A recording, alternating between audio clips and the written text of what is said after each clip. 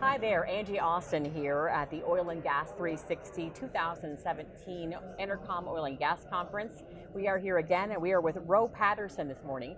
He is President and CEO of Basic Energy Services. Welcome. Thank you. So how many of these conferences have you been to? He said overall thousands, but how many of these? I think this is number 5 or 6 for me here at EnerCom. And what brings you back year after year? This is a good conference. You usually have a good turnout. We see a lot of buy-side folks that we don't always see in New York or some of these other places like Chicago. So it's good to see some folks from the West Coast that show up at conferences like this, and it just always is a good turnout. It's a good climate.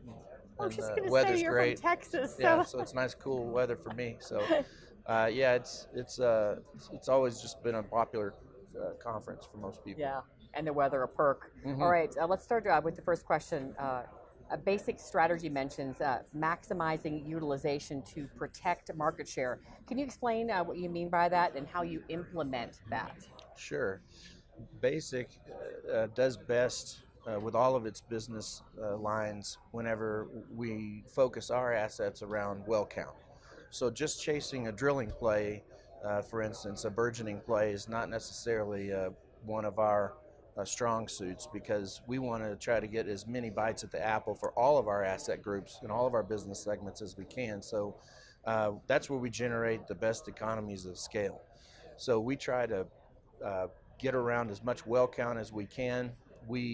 That gives us a higher utilization number. Our fixed costs remain low. So we generate a lot of operating leverage from that, and that allows us to throw off a lot of cash when things start to take off. Our fixed costs will stay low. Variable costs be the only real cost inflation that we see, and that allows us to maximize EBITDA. It also, whenever you're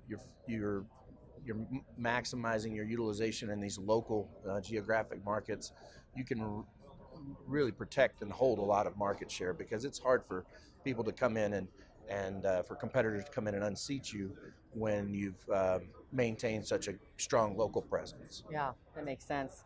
All right, how has Basic's approach changed with the industry's move towards bigger stimulations and completions in the shale plays? Well, we've reacted like everybody has.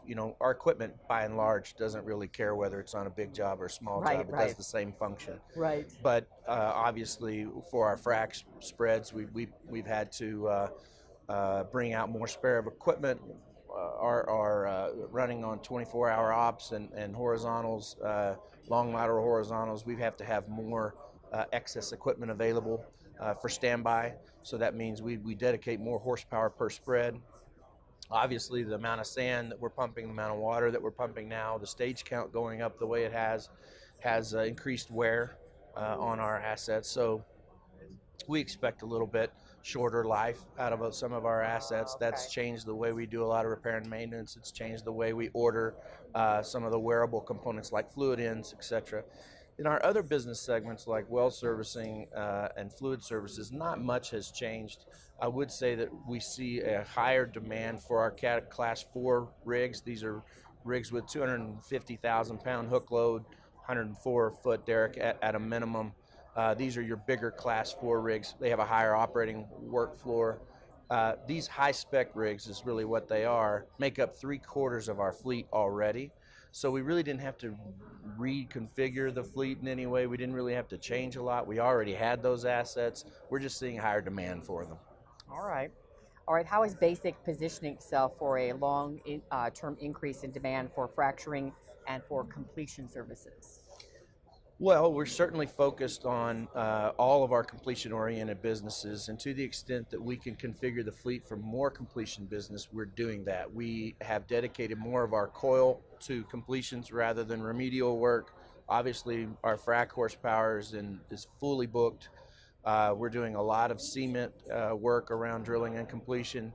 Our acid work is picked up, so it's just a matter of dedicating assets from a production-oriented position and chase to the business, moving it more to some completion work.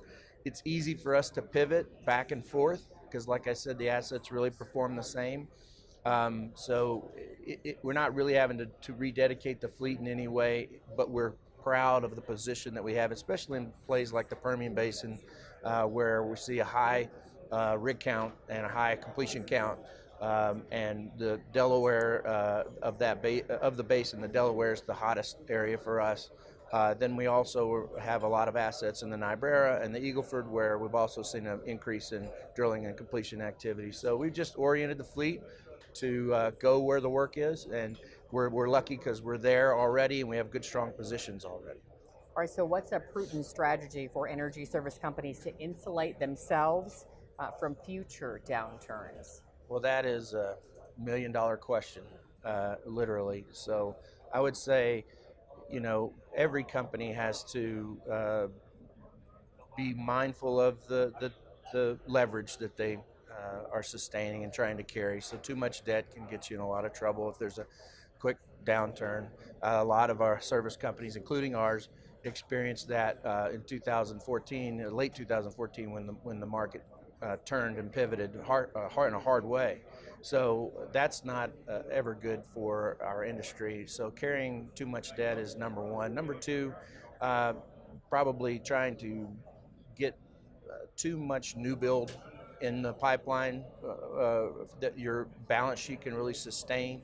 Ordering too many assets, trying to ramp up for activity. If you do that and activity moves at all, softens at all, you can really get caught. Right. So we try to do a real healthy pace to our new builds and to our expansion CapEx plans. We try not to get over our skis, so to speak, and ahead of ourselves. Try to take a very measured approach. We love to have contract coverage if we can get it. There's not a lot of that available right now. Customers have not resorted to a lot of contract coverage. I think as things get busier here in the second half of 17 and going into 18, we'll see more contract coverage for assets, dedicated assets through contract, and we'll be able to take advantage of that when and if we're ready. So that's another way to protect yourself a little bit. Thank you very much. All right, I'm Angie Austin with Oil and Gas 360 here at EnerCom's 2017 Oil and Gas Conference, and this is, joining us, Roe Patterson, and he is the President and CEO of Basic Energy Services. Thank you so much for joining us.